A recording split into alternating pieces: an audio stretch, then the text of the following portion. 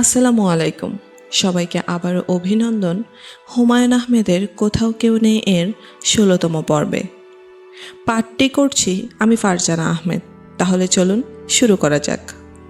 মুনা, ভেবেছিলাম বাড়ি পৌঁছে তোমাকে চিঠি দিব, তা সম্ভব হয়নি। কেন সম্ভব হয়নি শুনে তুমি হাসবে। কলমের অভাব, ভুলে কলম ফেলে গেছি। বাড়ির কাছে যে কয়েকটি দোকান আছে তাদের কাছে বল পয়েন্ট ছাড়া কিছুই নেই। কলমের জন্য যেতে হবে সিদ্ধিরগঞ্জ বাজারে, সেটা এখান থেকে ৩ মাইল। সমস্যার সমাধান হলো আজ। দেখতেই পাচ্ছ চিঠি কালির কলমে লেখা। বাড়ি এসে অনেকগুলি সমস্যার মধ্যে পড়েছি। চারদিকে কোমরোচো ঘাস হয়েছে। সেই ঘাসের বনে অনায়াসে মাঝারি সাইজের একটা ভাগ লুকিয়ে থাকতে পারে। তালা দিয়ে গিয়েছিলাম, তালা ভেঙে জিনিসপত্র চুরি হয়ে গেছে। শুধু যে ছোটোখাটো জিনিস চুরি গেছে তা না, আমাদের একটা বিশাল খাট ও উধাও। আর ময়লা যে কি পরিমাণ হয়েছে কি বলবো। লোক লাগিয়ে ৭ দিন ধরে পরিষ্কার করছি, এখনও সিকি ভাগ কাজও হয়নি। সারাদিন এইসব নিয়ে থাকি, সন্ধ্যাবেলা করার কিছু থাকে না। তুমি শুনলে হাসবে, তখন কেন জানি একটু ভয় ভয়ও করে। কাজের যে মেয়েটি আছে সে আরও বেশি ভয় ধরিয়ে দিয়েছে। সে নাকি কবে দেখেছে রান্নাঘরে ঘুমটা মাথায় একটা বউ মশলা পিষছে। সে কে কে বলে চিৎকার করতেই বউ হাওয়ায় মিলিয়ে গেছে। দিনের বেলা ঘটনাটা খুব হাস্যকর মনে হয়, কিন্তু সন্ধ্যা মিলাবার পর ভয় ভয় করে। সারা রাত হারিকেন জ্বালিয়ে রাখি। আসলে আমাদের এই বাড়ির এখন মৃত্যু হয়েছে। জড় পদার্থেরও প্রাণ আছে, এরাও মাঝে মাঝে মারা যায়। যেমন এই বাড়ি, যে বাড়িতে নিয়মিত জন্ম মৃত্যু হয় সেই বাড়িটির প্রাণ আছে। আমাদের এই বাড়িটিতে শুধু মৃত্যুই হচ্ছে, দীর্ঘদিন কেউ জন্মায়নি, কাজেই বাড়িটির মৃত্যু হয়েছে। আমি ঠিক করেছি এটাকে বাঁচিয়ে তুলব। সবসময় লোকজনে বাড়ি গম গম করবে, নতুন শিশুরা জন্মাবে। আমার অনেক পরিকল্পনা আছে, সেই সব নিয়ে তোমার সঙ্গে কথা বলা হয়নি, কারণ বাড়ির ব্যাপারটা তোমার পছন্দ নয়। না দেখেই তুমি অপছন্দ করে বসে আছো। আগে একবার এসে দেখো, দিঘির ঘাটে বসো কিংবা ছাদে পাটি পেতে দূরের বিলের দিকে তাকাও, তাহলে দেখবে একটা চমৎকার জায়গা। গ্রামে শহরের সব রকম সুযোগ ব্যবস্থাও হচ্ছে। ইলেকট্রিসিটি চলে আসছে, গ্রামীণ ব্যাংক হয়েছে, কৃষি অফিসও হয়েছে। মেয়েদের যে মাইনর স্কুল ছিল সেই বছরই 9-10 চালু হবে। ইচ্ছা করলে স্কুলে তুমিও মাস্টারি করতে পারবে। স্কুলের জন্য আমি 6 বিঘা জমি দিয়েছি, আগ্রহ করেই দিয়েছি। আমি জায়গাটাকে বদলে ফেলতে চাই, শহর থেকে কেউ এসে যেন হাঁপিয়ে না ওঠে। মোনা, তুমি বকুল এবং বাবুকে নিয়ে এখানে এসে কয়দিন থেকে যাও। আমার উপর রেগে আছো, ঠিক আছে, থাক। রাগ কমাতে বলছি না, রাগ নিয়ে আসো, তোমার ভালো লাগবে। তোমরা কবে আসতে পারবে জানালে লোক পাঠাবো। আমি নিজে আসতে পারছি না, কারণ অনেক রকম ঝামেলায় জড়িয়ে পড়েছি। এলেই দেখবে। আজ এই পর্যন্ত থাকুক, দয়া করে চিঠির উত্তর দিও। মামুন। নিতান্ত অপ্রিয় চিঠিও মানুষ দুবার পড়ে, কিন্তু এই চিঠিটি দ্বিতীয়বার পড়তে ইচ্ছে করছে না, আবার ফেলে দিতেও মন চাইছে না। মোনা ড্রয়ারে রেখে দিল। যদি কখনো ইচ্ছে হয় আবার পড়া যাবে, ইচ্ছে না করলে পড়ে থাকবে। এবং একসময় ড্রয়ার গোছাতে গিয়ে বকুলে সব জঞ্জাল ফেলে দেবে। বাবু এসে বলল, আপা তোমাকে বাবা ডাকে। যাচ্ছি। তুই আজ স্কুলে যাসনি? তুই প্রায় স্কুল ফাঁকি দিস, তাই না? কে বলল তোমাকে? আমার মনে হচ্ছে। মোনা উঠে দাঁড়ালো। বাবু দাঁড়িয়ে রইল শুকনো মুখে। শওকত সাহেবের হঠাৎ করে জ্বর এসে গেছে। শেষ রাতের দিকে গা কেঁপে জ্বর এসেছে, এখনও থামেনি। আজ অফিস কামাই হয়ে গেল। বড় সাহেব রাগারাগি করবে নির্ঘাত। কাউকে দিয়ে একটা খবর পাঠানো দরকার। খবরটা দেবে কে? মামা, ডেকেছো কেন? শরীরটা খারাপ হয়ে গেছে, জ্বর। সে তো সকালেই শুনলাম। জ্বর কি আরও বেড়েছে? অফিসে যেতে পারবো না। যেতে বলেছে কে তোমাকে? শুয়ে থাকো। আর যদি বেশি খারাপ লাগে, তোমার ভাবি জামাই তো আছেই, খবর দিয়ে দিই। তুই রেগে আছিস কেন রে? রেগে থাকবো কেন? মেজাজ খারাপ হয়ে আছে। একটু বস, কথা আছে। মোনা বসলো। শওকত সাহেব বলার মতো কোনো কথা খুঁজে পেল না। বলার মতো কিছু তার ছিল না। বলো মামা, কি বলবে? বকুলের বিয়ের কি হলো তাই বল। নতুন করে কি আর হবে, তারিখ মতো বিয়ে হবে, চিন্তার কিছু নেই। কেনাকাটা? সামনের মাসে হবে, তুমি টাকা দিলে তারপর তো কেনাকাটা, দাওয়াতের কার্ড টার্ড তো ছাপানো দরকার। হবে, সবই হবে, যথাসময়ে হবে। বিয়েবাড়িটা ঠিক জমছে না, মানে ইয়ে। মুনা তীক্ষ্ণ দৃষ্টিতে তাকিয়ে রইল। শওকত সাহেব নিচু গলায় বললেন, হইচই ছাড়া কি আর বিয়েবাড়ি হয়? কোনো হইচই নেই, কিছু নেই। ওই দিন তুমি বললে কোনো হইচই না, আর আজ উৎসব উৎসব করছে, আশ্চর্য। মামা উঠি, যাবি নাকি কোথাও? একটা শাড়ি কিনবো। আবার শাড়ি? ওই দিন না কিনলি? আরও কিনবো। আমার জমানো সব টাকা খরচ করব। দুটো সোনার চুড়ি বানাবো। শওকত সাহেব চুপ করে গেলেন। মোনার কোনো একটা সমস্যা হয়েছে, যা তিনি ধরতে পারছেন না। লতিফা থাকলে ঠিকই ধরতো। মোনা বকুলকে সঙ্গে নিল। বকুলকে সঙ্গে নিয়ে কোথাও যাওয়ার একটা সমস্যা। ইদানিং বকুলের খুব বকবকানি স্বভাব হয়েছে। বকবক করে মাথা ধরিয়ে দেয়, এখনও তাই করছে। রিকশায় উঠে কথা বলা শুরু করেছে। বাকের ভাইয়ের কাণ্ড কারখানা কিছু শুনেছ আপা? মারামারি করেছে। মাখন বলে একটা ছেলে আছে না, মুখ চ্যাপটা, তাকে একটা চর দিয়েছে যে চাপার দাঁত নড়ে গেছে। তারপর সিদ্দিক সাহেব আছে না, ওই যে কুচু হয়ে হাঁটেন, তাকে গিয়ে বলেছে, আমি আপনাকে খুন করে ডেড বডি নর্দমায় ফেলে দেব। সিদ্দিক সাহেব এখন ঘর থেকে বেরোচ্ছেন না। আপা তুমি শুনছো কি বলছি? শুনছি। সিদ্দিক সাহেবের একটা গাড়ি আছে না, ওইটার দুটো টায়ার কে যেন ফাঁসিয়ে নিয়ে গেছে। নির্ঘাত বাকের ভাইয়ের কাণ্ড। আরও কি যে করবে কে জানে। মুনা বিরক্ত হয়ে ধমক দিল, চুপ করতো। বকুল কয়েক সেকেন্ডের জন্য চুপ করে আবার কথা শুরু করলো। মাঝখানে বাকের ভাই বেশ ভদ্র হয়ে গিয়েছিল, তাই না আপা? এখন আবার আগের মতো হয়ে গেছে, পা ফাঁক করে দাঁড়িয়ে থাকে, আর এমনভাবে তাকায় যেন কাঁচা খেয়ে ফেলবে। অবশ্যই আমার সঙ্গে খুব ভালো ব্যবহার করে। গতকাল স্কুলে যাবার সময় দেখা। বাকের ভাই গম্ভীর হয়ে বলল, কই যাচ্ছ? স্কুলে? আমি বললাম হ্যাঁ। বাকের ভাই বলল, হেঁটে হেঁটে যাচ্ছ কেন? রিক্সা নাও। দুদিন পর বিয়ে, এখন রোদে হাঁটাহাঁটি করা ঠিক না, ঘর থেকে বের হওয়াই ঠিক না, ঘরে বসে থাকবে। আমি বললাম, চুপ করতো বকুল, তোমার শরীর খারাপ নাকি আপা? আর শোন, তুই কি গায়ে সেন্ট দিয়েছিস? বকুল মৃদুস্বরে বলল, হ্যাঁ। এক গাদা সেন্ট দেওয়ার মানেটা কি? গন্ধে বমি আসছে। বিয়ে ঠিক হলেই গায়ে বালতি বালতি সেন্ট ঢালতে হবে? বকুল লজ্জা পেয়ে গেল। মুনা শীতল গলায় বলল, বিয়েটা এমন কোনো ব্যাপার না। বিয়ে হচ্ছে বলেই জীবনযাপনের পদ্ধতি পাল্টে ফেলতে হবে না। আগে যেমন ছিলে পরেও তেমনই থাকবি। আচ্ছা থাকবো। তুমি এমন কথায় কথায় ধমক দিও না তো আপা। কথায় কথায় ধমক দিই? হ্যাঁ দাও। আগে বাবা দিত, এখন দাও তুমি। কি যে খারাপ লাগে, তুমি সেটা কোনো দিন বুঝবে না।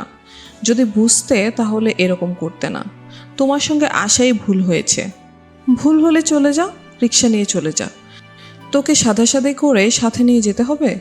বকুল কাটা কাটা গলায় বলল, মামুন ভাইয়ের সঙ্গে তোমার একটা কিছু হয়েছে, সেই রাগটা তুমি ঢালছো আমাদের সবার উপর। রিক্সা থামাতে বলো, আমি নেমে যাব। মুনা রিক্সা থামাতে বলল। বকুল সত্যি সত্যি নেমে গেল। বিয়ে কি বিশেষ একটা কিছু যা সত্যি মানুষকে বদলে দেয়? মুনা নিজেও তার কিছুক্ষণের ভেতরেই ঘরে ফিরে এলো। বকুলকে কোথাও পাওয়া গেল না, সে ফেরেনি। তার সেই বিখ্যাত টিনা ভাবির কাছেও যায়নি। কোথায় যেতে পারে? জহিরের কাছে বসে বসে পেপসি খাচ্ছে? রাগ করতে গিয়েও মুনা রাগ করতে পারল না। তার কেন জানি হাসি পেতে লাগলো। বাবু বলল, হাসছো কেন? হাসি আসছে তাই হাসছি।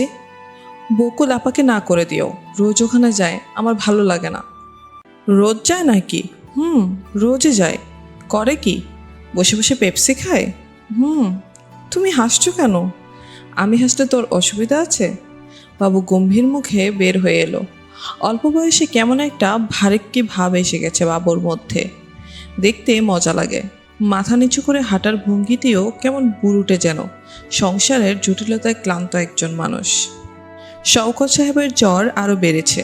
বুড়ো বয়সে জ্বর জারি খুব কাবু করে মানুষকে। তাকে যেমন করেছে। তার মনে হচ্ছে এই যাত্রা তিনি বাঁচবেন না। তিনি সারা দুপুর জ্বর গায়ে বারান্দায় বসে রইলেন। তার প্রাণ হু হু করতে লাগলো। সংসার মোটামুটি গুছিয়ে এনেছেন। এই সময় মরে যাওয়াটা অন্যায়, কিন্তু সংসারে অন্যায়গুলি সবসময় হয়। যখন একজন সব গুছিয়ে টুছিয়ে বসে তখনই দুম করে একটা হার্ট অ্যাটাক, চোখ উল্টে বিছানায় ভিমড়ি খেয়ে পড়া। কোনো মানে হয় না। রাতের বেলা জ্বর হুশ করে নেমে গেল, ঘাম দিয়ে শরীর ঠান্ডা, শরীর বেশ ঝরঝরে লাগছে, খিদে হচ্ছে। শওকত সাহেবের মনে হলো এসবও ভালো লক্ষণ নয়। এরকম চট করে জ্বর নেমে যাবে কেন? তিনি ক্ষীণ স্বরে ডাকলেন, মুনা, মুনা।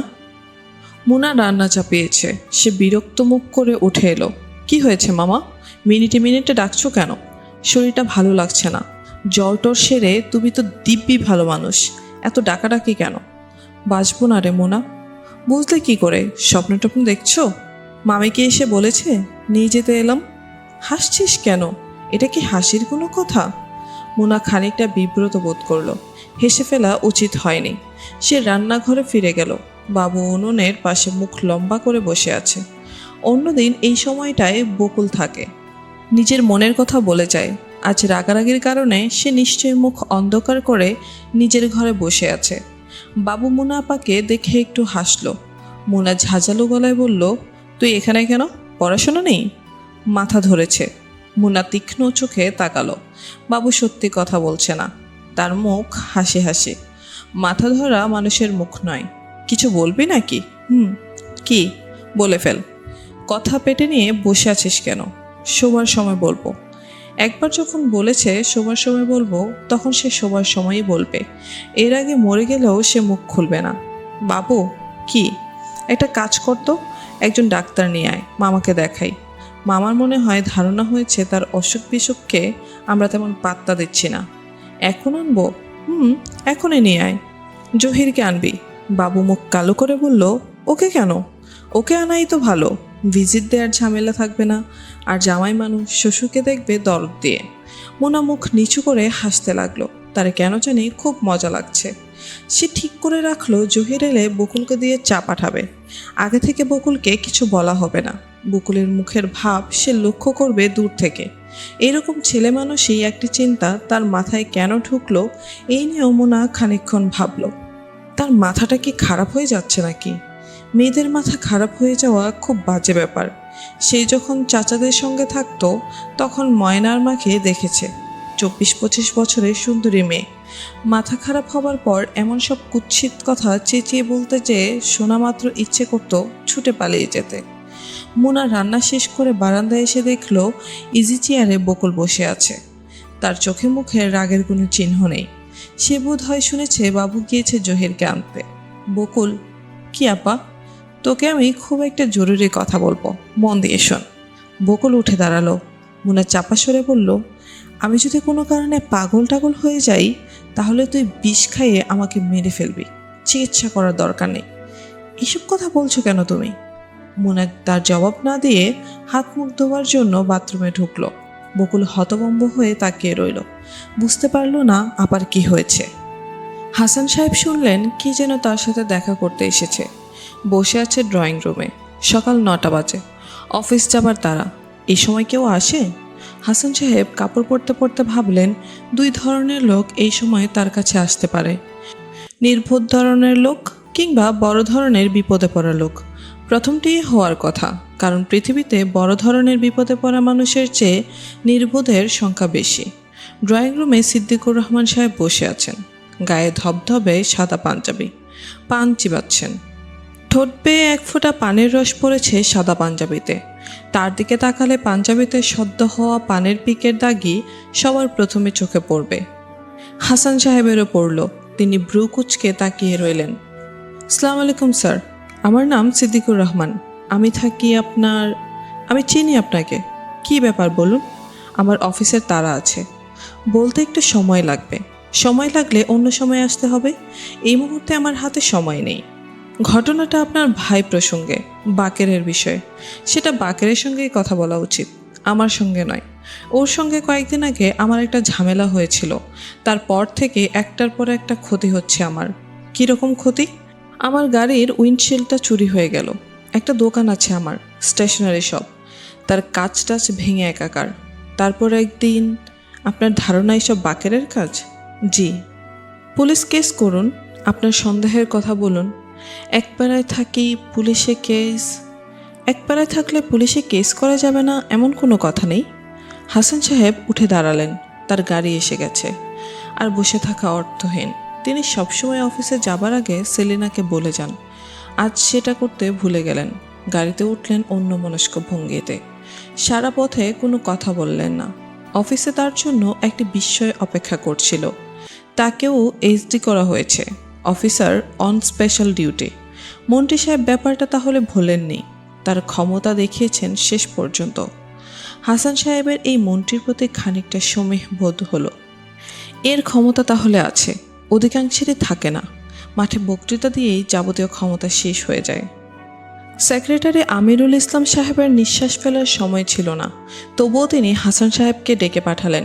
শান্ত গলায় বললেন, কেমন আছেন? স্যার, ভালোই আছি। নিন চা খান। চা খাবার জন্য ডেকে পাঠিয়েছি। Thank you. খুব মন খারাপ করেছেন নাকি? তা করেছি। মন খারাপ করবার কিছু নেই। ব্যাপারটা খুব সাময়িক। আমি এটা ছেড়ে দেব এই রকম মনে করার কোনোই কারণ নেই। মন্ত্রী সাহেবের যে যোগাযোগ আছে, আমার যোগাযোগ তার চেয়ে কম না। হাসান সাহেব কিছু বললেন না। আমিরুল ইসলাম সাহেব হাসতে হাসতে বললেন, ক্ষমতার মধ্যে একটা চালাচালির ব্যাপার আছে। একজন একটা চাল দেবে, অন্যজন তার চেয়ে বড় একটা চাল দেবে। এটা চলতেই থাকবে। স্যার, আমি চাকরি ছেড়ে দেবার কথা ভাবছি। ওয়াই? বিনা যুদ্ধে নাহি দেব সুচন্দ্র মেদিনী। মহাভারত পড়েননি নাকি? আমিরুল ইসলাম ঘর কাঁপিয়ে হাসতে লাগলেন। মুহূর্তের মধ্যে হাসি থামিয়ে শক্ত মুখে বললেন, কয়েকটা দিন বিশ্রাম করুন। আমি কেমন প্যাচ লাগাচ্ছি দেখুন। প্যাচ লাগানোর কোনো দরকার দেখছি না স্যার। দরকার থাকবে না মানে? অফকোর্স আছে। এদের বুঝিয়ে দিতে হবে যে আমাদের খুব কাছাকাছি আসতে নেই, একটু দূরে থাকতে হয়। পুলিশে ছুঁয়ে দিলে হয় 18 ঘা, সিএসপি কলম দিয়ে কিছু লিখলে হয় 42 ঘা, এবং সেই ঘার কোনো অ্যান্টিডোট নেই। যান, এখন বাড়ি যান। আজ আর অফিসে থাকার দরকার নেই। হাসান সাহেব অসময়ে বাড়ি ফিরলেন। বাড়ি ফিরে তার ভালোই লাগলো। অনেকদিন পর ফুলের টবগুলির পেছনে কিছু সময় দিলেন। 4-5টা বিশাল বনি প্রিন্স ফুটেছে। এদের দিকে তাকালেই মন ভালো হয়ে যায়। তিনি কাছে দিয়ে খুব যত্নে গোলাপ চারা মরার পাতাগুলি কাটলেন, মাটি খুঁড়ে দিলেন। বনি প্রিন্সের জন্য চায়ের পাতার সার নাকি খুব ভালো। তিনি ভেবে রাখলেন সেলিনাকে জিজ্ঞেস করবেন চায়ের পাতা দেয়া হচ্ছে কিনা। সেলিনা রান্নাবান্না নিয়ে ব্যস্ত ছিলেন। আজ তার বিশেষ রান্না করতে ইচ্ছে হচ্ছে। হাসান সাহেবের অসময়ে ফিরে আসার ব্যাপারটা তার খুব ভালো লাগছে। কেন জানি বিয়ের প্রথম দিককার কথা মনে হচ্ছে। বিয়ের প্রথম দিকে এরকম হতো, অসময়ে সে এসে উপস্থিত। তার নাকি জ্বর জ্বর লাগছে, তাই চলে এসেছে। জ্বর না হাতি, দিব্যি ভালো মানুষ। কোনো একটা শয়তানি মতলব মাথায় নিয়ে এসেছে। খুব মনে হয় ওই সব দিনের কথা। সুখের সময়গুলি বারবার কেন ফিরে আসে না, এই ভেবে সেলিনা একটা দীর্ঘ নিঃশ্বাস ফেললেন। বাকের দুপুরে খেতে এসে আকাশ থেকে পড়ল। খাবার টেবিলে ভাইয়া বসে আছে। এমন অবস্থা যে উঠে চলে আসা যায় না, আবার বসাও যায় না। অসময়ে ভাইয়া কেন? সেলিনা বললেন, দাঁড়িয়ে আছো কেন? বসো। বাকের বসলো। যতদূর সম্ভব নিঃশব্দে খাওয়া শুরু করলো। তার লবণ নেয়ার দরকার ছিল, কিন্তু লবণদানিটা অনেকখানি দূরে, ভাইয়ার কাছে। তাকে নিশ্চয়ই বলা সম্ভব না, ভাইয়া লবণটা দাও। হাসান সাহেব খাবার টেবিলে কথাবার্তা একেবারেই বলেন না। আজ নিচু গলায় সেলিনার সঙ্গে দু একটা কথা বলেছেন, যেমন, বনি প্রিন্সগুলি তো চমৎকার হয়েছে, তবে কি তুমি চায়ের পাতা দিচ্ছ, এই জাতীয় কথাবার্তা। বাকেরের মনে হলো ভাইয়া কোনো একটা ঝামেলা নিয়ে চিন্তিত। নিজের চিন্তা ঢাকার জন্যই আজেবাজে ব্যাপার নিয়ে কথা বলছে। বাকের, জি ভাইয়া। বাকেরের মেরুদণ্ড দিয়ে একটা শীতল স্রোত বয়ে গেল। ভাইয়া তাকিয়ে আছে তার দিকেই। ব্যাপারটা কি? কিছু বলবে আমাকে ভাইয়া? তুই কি কারো গাড়ির উইন্ডশিট ভেঙে দিয়েছিস? বাকেরের গলায় ভাত আটকে গেল। সে না কিছুই বলতে পারল না। হাসান স্বাভাবিক স্বরে বললেন, কারো গাড়ির উইন্ডশিট তোমার যদি ভাঙতে ইচ্ছে করে তুমি ভাঙবে, এটা তোমার ব্যাপার। তোমার কি করা উচিত বা উচিত নয় সেটা তোমাকে বলা আমি অর্থহীন মনে করি। উপদেশ শোনার বয়স তুমি অনেক আগেই পার হয়েছ। হাসান সাহেব দম নেবার জন্য একটু থামতেই সেলিনা বললেন, খাবার টেবিলে এই আলোচনা না করলেও হবে। খেতে এসেছো, খাও। অন্য সময় তো বাকেরকে পাওয়া মুশকিল, নানান কাজে সে ব্যস্ত থাকে। খাবার টেবিলটায় কথা বলার জন্য ভালো। বাকের, জি। তুমি নিজের পায়ে দাঁড়ানোর একটা চেষ্টা করো। জি আচ্ছা। তুই আমার কথাটা বুঝতে পারছিস না? না বুঝেই বলছিস জি আচ্ছা। বাকের অবাক হয়ে ভাইয়ের মুখের দিকে তাকিয়ে রইল। হাসান সাহেব বললেন, তুই অন্য কোথাও থাকার ব্যবস্থা কর, যাতে তোর বিরুদ্ধে কোনো কমপ্লেন নিয়ে কেউ আমার কাছে না আসে। তাছাড়া হাসান সাহেব একটু থামলেন, তাকালেন সেলিনার দিকে। সেলিনা চোখ বড় বড় করে বসে আছেন। খাবার টেবিলের এই নাটকের জন্য তিনি একেবারেই প্রস্তুত ছিলেন না। হাসান সাহেব পানির গ্লাসে চুমুক দিয়ে ভাত মাখাতে মাখাতে বললেন, গুন্ডা পোষার কাজটি আমি আর করতে রাজি নই। সবাই নিঃশব্দ হয়ে গেল। সেলিনা ভাবলেন বাকের হয়তো খাবার টেবিল ছেড়ে উঠে যাবে, কিন্তু সে উঠল না। সেলিনা বললেন, বাকের আচারের বোতলটা দাও তো। বাকের আচারের বোতল এগিয়ে দিল। সন্ধ্যাবেলা বাকের তার জিনিসপত্র নিয়ে মহিউদ্দিন সাহেবের দোকানে গিয়ে উঠল। ঠান্ডা গলায় বলল, আপনার এখানে কয়েকটা দিন থাকবো। মহিউদ্দিন সাহেব পান খাওয়া হলুদ দাঁত বের করে প্রচুর হাসতে লাগলেন। ভাবলেন এটা একটা রসিকতা।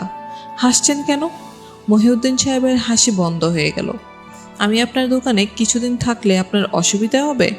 জি না, অসুবিধা কিসের? তাহলে একটা বোতলের ব্যবস্থা করেন, বন্ধু বান্ধব নিয়ে খাবো। বিদেশি জিনিস আনবেন, অনেক দিন খাওয়া হয় না। মহিউদ্দিন সাহেবের মুখ শুকিয়ে গেল। একই যন্ত্রণায় পড়লেন। বাকের বন্ধুদের খোঁজে বেরোলো। নতুন জীবনযাত্রার শুরুটা তার খারাপ লাগছে না, ভালোই লাগছে। বিয়ের কার্ড শেষ পর্যন্ত ছাপা হলো, 400 কার্ড। দাওয়াতের এত মানুষ নেই, যেহেতু কার্ডের সংখ্যা বেশি, কাজেই যাদের দাওয়াত পাওয়ার কথা নয় তারাও দাওয়াত পেতে লাগলো। বাবু 40টা কার্ড নিয়ে তার ক্লাসের সব ছাত্রকে একটি করে দিয়ে এলো। শওকত সাহেব তার অফিসের 4-5 জনকে বলবেন ভেবেছিলেন, শেষ পর্যন্ত দেখা গেল তিনি দাওয়াত করেছেন 21 জনকে। তাতেও শেষ নয়, তার মনে হলো শুধু 21 জনকে বলাটা ঠিক হলো না, অন্যরা কি দোষ করলো। দ্বিতীয় দিনে তিনি আরও এক গাদা কার্ড নিয়ে গেলেন। যাওয়ার পথে মুনাকে বললেন, খরচপাতি কিছু হচ্ছে হোক, একটাই তো বিয়ে ফ্যামিলিতে। মুনা গম্ভীর গলায় বলল, একটাই বিয়ে মানে? আমি কি বিয়ে করব না নাকি? শওকত সাহেব হকচকিয়ে গেলেন। মুনা বলল, কি চুপ করে আছো কেন? তোমার কি ধারণা আমি সন্ন্যাসী হয়ে যাব? কি যে বলিস তুই? শওকত সাহেব হাসতে চেষ্টা করলেন। মুনার আজকাল কি হয়েছে, উল্টাপাল্টা কথা বলে ফেলে। মুনা, তুই মামুনকে কার্ড পাঠিয়েছিস? মামুনকে কার্ড পাঠাবো কেন? বিয়েতে যাতে আসে সেই জন্য।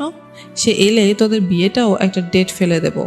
শরীরের অবস্থা ভালো না, কাজকর্ম শেষ করে রাখতে চাই। কি বলিস? শরীরের অবস্থা খারাপ মনে করলে তাই করা উচিত। বাবুরও বিয়ে দিয়ে দাও। কি বললি? বললাম বাবুরও বিয়ে দিয়ে দাও, ঝামেলা চুকিয়ে দাও। ক্লাস 4-5-এ পড়ে এমন একটা মেয়ে খুঁজে বের করো, একটা বাল্য বিবাহও হয়ে যাক। শওকত সাহেব চোখ বড় বড় করে তাকিয়ে রইলেন। মুনা বলল, কি রাজি আছো? তোর মাথা কি পুরা খারাপ হয়ে গেছে নাকি রে মুনা? একটা প্র্যাকটিক্যাল কথা বললাম, এর মধ্যে মাথা খারাপের কি দেখলে? মুনা তার মামাকে গভীর সমুদ্রে ফেলে চলে এলো বাবুর কাছে। বাবু স্কুলে যায়নি, দুহাতে মাথা চেপে বসে আছে। তার চোখ লাল, দেখেই মনে হচ্ছে তার অসহ্য যন্ত্রণা হচ্ছে। কিরে বাবু, মাথা ধরেছে? তোর বিয়ে ঠিকঠাক করে এলাম, বালিকা বধূ চলে আসবে ঘরে, মাথা ধরলে মাথা টিপে দেবে। কি খুশি? বাবু তাকিয়ে রইল। মুনা হাসতে লাগলো। বাবু বলল, একটু মাথা টেপে দেবে আপা? মরে যাচ্ছি। মাথা টেপার সময় নেই রে, এখন যেতে হবে অফিসে। বকুলের বিয়ের কার্ড ডিস্ট্রিবিউট করব।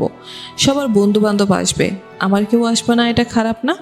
তুই ঘর অন্ধকার করে শুয়ে থাক, মাথা ধরা সেরে যাবে। মুনা নতুন শাড়ি পরলো, অনেক সময় নিয়ে চুল বাঁধলো, কড়া করে লিপস্টিক লাগালো ঠোঁটে। বকুলকে বলল, কেমন লাগছে রে আমাকে? পেতনির মতো লাগছে নাকি? ভালোই লাগছে। পেতনির মতো লাগবে কেন? আমার তো মনে হচ্ছে ড্রাকুলার মতো লাগছে। ঠোঁট দেখে মনে হচ্ছে এইমাত্র কারোর রক্ত খেয়ে এসেছি, ঠোঁটে রক্ত লেগে আছে। কি যে বলো তুমি আপা, যাচ্ছ কোথায়? অফিসে, সবাইকে তোর বিয়ের কার্ড দেব, এই কারণেই এত সাজগুজ করলাম। এলেবেলে ভাবে গেলে সবাই মনে করবে ছোট বোনের বিয়ে হচ্ছে, আমার হচ্ছে না, এই দুঃখে আমি। মুনা কথা শেষ করলো না, এক গাদা কার্ড নিয়ে রওনা হলো। বাকেরের সঙ্গে দেখা হলো পথে। মুনা হাসি মুখে বলল, বাকের ভাই আপনাকে নাকি বাড়ি থেকে গেট আউট করে দিয়েছে? বাকের চুপ করে রইল, তার মুখ শুকনো। সে ঘন ঘন থুতু ফেলছে। কি বাকের ভাই, কথা বলছেন না কেন? যা শুনছি তাকে মিথ্যে? মিথ্যে না, সত্যি। হাত খরচ পাচ্ছেন না তাও বন্ধ? হাত খরচের দরকার কি? দিন চলছে কিভাবে? ধারের উপর? বাকের তার জবাব না দিয়ে বলল, তোমার কি শরীর খারাপ নাকি? মোনা তীক্ষ্ণ কণ্ঠে বলল, এত সেজেগুজে বের হয়েছি তারপরও বলছেন শরীর খারাপ? দেখে সেরকমই মনে হচ্ছে। অফিসেও সবাই এই কথা বলল। পালবাবু চোখ কপালে তুলে বললেন, হয়েছে কি আপনার? কি আবার হবে? কিছু হয়নি। গালটাল ভেঙে একাকার। অসুখটা কি? কোনো অসুখ নেই। মোনা ভেবেছিল কার্ডগুলি দিয়েই চলে আসবে, কিন্তু সে অফিস ছুটি না হওয়া পর্যন্ত থাকলো। সবার টেবিলে খানিকক্ষণ করে বসে হাত নেড়ে নেড়ে গল্প করলো। সে ভেবেছিল অনেকেই তাকে জিজ্ঞেস করবে নিজের বিয়ের কার্ড নেই, ছোট বোনের বিয়ের কার্ড, কিন্তু আশ্চর্যের ব্যাপার কেউ সে প্রসঙ্গ তুলল না। এখনও 15 দিনের মতো ছুটি আছে তার হাতে, তবু সে ঠিক করে ফেললো আগামীকালই সে জয়েন করে ফেলবে। শুধু শুধু বাড়িতে বসে থাকার কোনো মানে হয় না। তার জন্য একটা বিস্ময় অপেক্ষা করছিল। অফিস ছুটির পর দেখা গেল কর্মচারীদের জন্য ঝকঝকে নতুন বাস। পালবাবু বললেন, ইউনিয়ন ঘাড় ধরে বাস কিনিয়েছে, এখন থেকে পায়ের উপর পা তুলে অফিসে যাবেন, অফিস থেকে আসবেন। মোনা উঁচু গলায় হাসতে লাগলো। তার বড় ভালো লাগছে। অফিস টফিস বাদ দিয়ে বাড়িতে বসে থাকাটা খুব বোকামি হয়েছে। শুধু বাস নয়, বুঝলেন মিস মোনা, আরও আছে। আর কি? আন্দাজ করেন দেখি। মোনা আন্দাজ করতে চেষ্টা করলো, কিন্তু কিছু বলার আগেই পালবাবু নিচু গলায় বললেন, কর্মচারীদের জন্য ফ্ল্যাট হচ্ছে। বলেন কি? বোর্ড মিটিংয়ে পাশ হয়েছে 6 মাসের মধ্যে 3টা 4তলা ফ্ল্যাট, 2টা bedroom, drawing cum dining room, বারান্দা। বাহ, চমৎকার তো। এর নাম ইউনিয়নের চাপ, রাম চাপ। চাপ তো আগেই ছিল, তখন তো কাজ হয়নি। তখন হবে না বলে এখন হবে না? দিনকাল পাল্টে যাচ্ছে, আগের দিন কি আছে নাকি? মোনা লক্ষ্য করেছে যাদের নাম ক দিয়ে শুরু হয় তারা বেশ পেঁচানো স্বভাবের মানুষ হয়। সে ক নামের কজনকে চেনে সবার পেটে স্ক্রুর প্যাচ। কৃষি ব্যাংকের ম্যানেজারের কথাই ধরা যাক, তার নাম কাশেম আলী। হার বজ্জাত লোকের ব্যাপারটা নিয়ে ক্রমাগত ঘোরাচ্ছেন। কলেট্রেল হিসেবে জমি জমার দলিলের নকল চেয়েছিল, সেগুলি দেয়া হয়েছে যথাসময়ে। এখন সে বলছে দলিলের নকলগুলি আবার দিন, আগেরগুলি মিসপ্লেসড হয়েছে।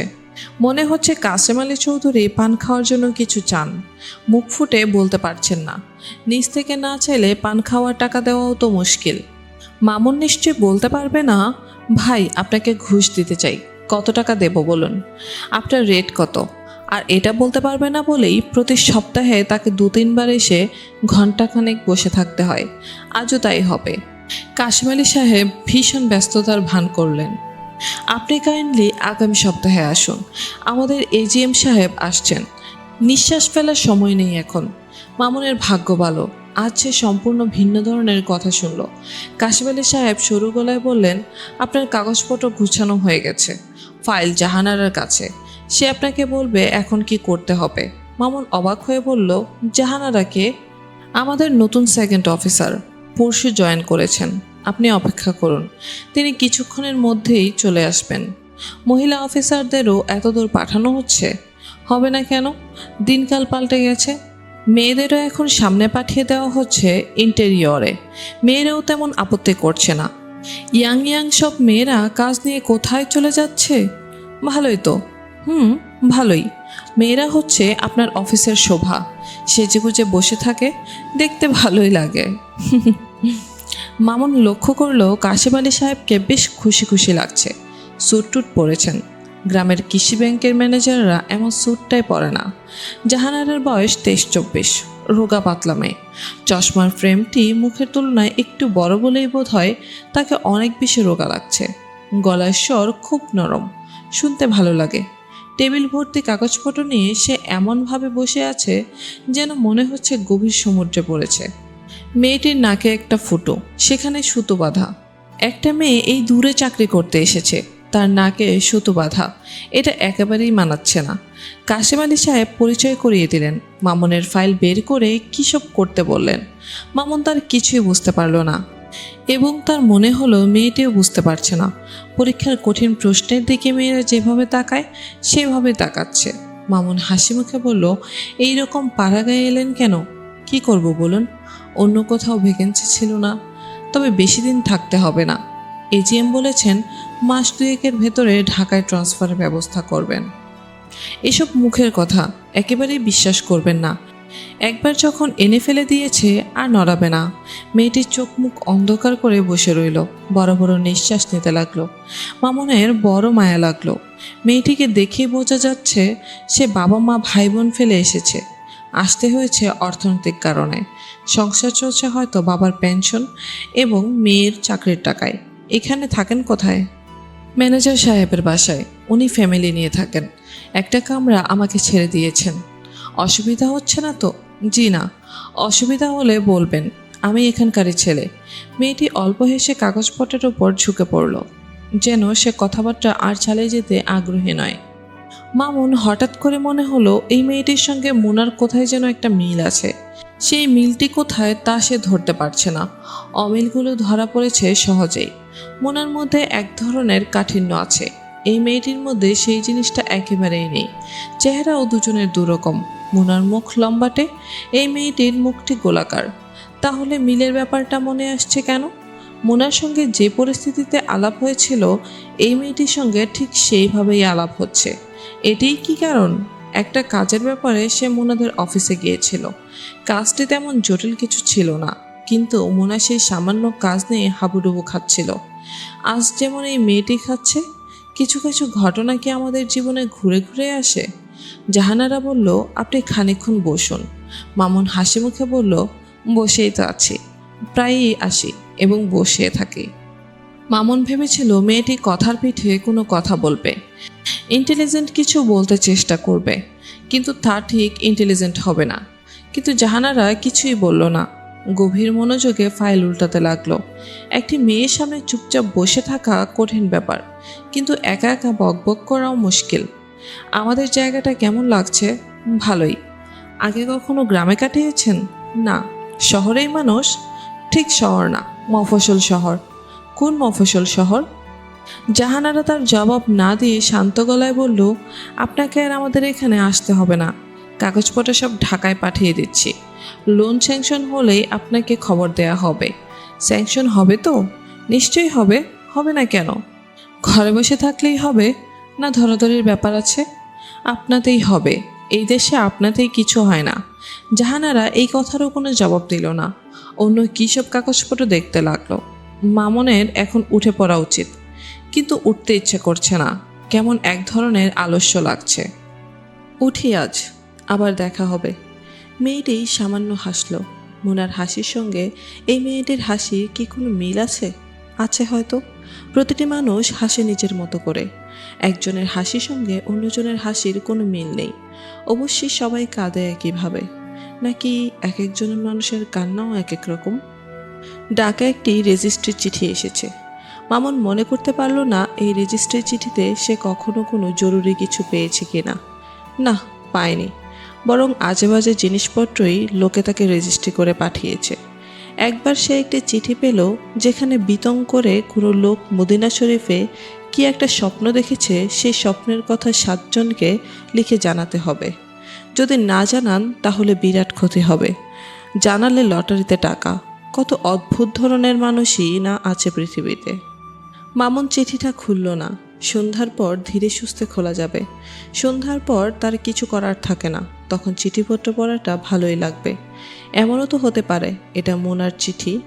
আবেগ টাবেগ দিয়ে এক গাদা কথা লিখেছে, যার মূল বক্তব্য হচ্ছে, যা হবার হয়েছে, এখন তুমি এসো। এই জাতীয় চিঠি পেলে তার তৎক্ষণাৎ ছুটে যাওয়ার কোনো কারণ নেই, বরং উল্টোটা করতে হবে। চিঠির জবাব না দিয়ে গ্যাট হয়ে বসে থাকতে হবে। তারপর আসবে দ্বিতীয় চিঠি, দ্বিতীয় চিঠির পর তৃতীয় চিঠি। তৃতীয় চিঠির জবাবও যখন আসবে না, তখন হয়তো সে নিজেই চলে আসবে। চমৎকার হবে সেটা। মামুন সন্ধ্যা পর্যন্ত অপেক্ষা করতে পারল না। বিকেলে চিঠি খুলে ফেলল। বকুলের বিয়ের কার্ড, সঙ্গে চিঠিপত্র কিছুই নেই। একটা লাইন পর্যন্ত না। এর মানে কি? খামের ঠিকানাটাও কি মুনার লেখা নয়? ম্যানেজারের বাসায় থাকাটা জাহানারার সহ্য হচ্ছে না। ভদ্রলোক রোজ তার স্ত্রীর সঙ্গে ঝগড়া করছেন। বেগুন দিয়ে ডিমের তরকারি রান্না করার বদলে ম্যানেজার সাহেবের স্ত্রী আলু দিয়ে তরকারিটা রেঁধেছেন। এতেই ভূমিকম্প হয়ে যাচ্ছে। পেয়েছো কি তুমি? যা ইচ্ছা তাই করবে? এমন তো না ঘরে বেগুন ছিল না। ছিল, আমি নিজে কিনে দিয়েছি। ঘরে থাকে জিনিস পচবে আর তুমি লোক পাঠিয়ে আলু কিনে আনবে? না, এই তরকারি আমি খাবো না, ফেলে দিয়ে আসো, এক্ষুনি ফেলে দিয়ে আসো। অসহ্য। ভদ্রলোক কখনো বোধ হয় ভাবেন না যে এই বাড়িতে বাইরের একজন আছে, তার সামনে অন্তত কিছুটা সংযত আচরণ করা উচিত। স্ত্রীকে পশুর মতো কেউ কি দেখে এই সময়? আর মেয়েটি এমন বোকা, একটি কথাও বলবে না, নিঃশব্দে গাল হজম করবে। মাঝে মাঝে জাহানারারই বলতে ইচ্ছে করে, এসব কি শুরু করেছেন? কিন্তু তা বলা সম্ভব নয়। অনেক কিছুই আমরা বলতে চাই, বলতে পারি না। দাঁতে দাঁত চেপে সহ্য করতে হয়। অবশ্যই জাহানারা একটা ঘর নেবার চেষ্টা করছে, যদিও সে জানে একা একা একটা বাড়ি ভাড়া করে থাকা তার পক্ষে সম্ভব নয়। ঢাকা থেকে মা এবং ভাই বোনদের নিয়ে আসার প্রশ্নই ওঠে না। বোন দুটির স্কুল আছে, ছোট ভাই অনার্স পরীক্ষা দিচ্ছে, বাবার শরীরও ভালো না। তবু জাহানারা যাকে পাচ্ছে তাকেই বলছে আমার জন্য একটা বাসা টাসা দেখবেন। কেউ তার কথার তেমন গুরুত্ব দিচ্ছে না, গুরুত্ব দেবার কথাও নয়। এই রকম পাড়াগা জায়গায় লোকজন ভাড়া দেবার জন্যে গন্ডায় গন্ডায় বাড়ি রাখে না। ম্যানেজার সাহেব একদিন বেশ গম্ভীর হয়ে বললেন, শুনছি চারদিকে আপনি বাড়ি খুঁজছেন। জাহানারা কিছু বলল না। আমার এখানে আপনার কি কোনো অসুবিধা হচ্ছে? জি না স্যার। অল্প কিছুদিন থাকবেন, বাড়িটারি খোঁজার ঝামেলা করবেন না। একা একা থাকবেন কিভাবে? জাহানারা চুপ করে রইল। ম্যানেজার সাহেব শুকনো গলায় বললেন, তাছাড়া এই যে আপনি বাড়ি খোঁজাখুঁজি করছেন, তার একটা বাজে দিক আছে। বাজে দিক মানে? লোকজন নানান কথা বলবে। জাহানারা অবাক হয়ে বলল, স্যার আপনার কথা বুঝতে পারছি না। আপনি এতদিন ছিলেন আমাদের সঙ্গে, এখন চলে যেতে চাচ্ছেন, অথচ একা মেয়ে মানুষ, লোকজন আমাকে নিয়ে নানান কথা ভাববে। জাহানারা হকচকিয়ে গেল।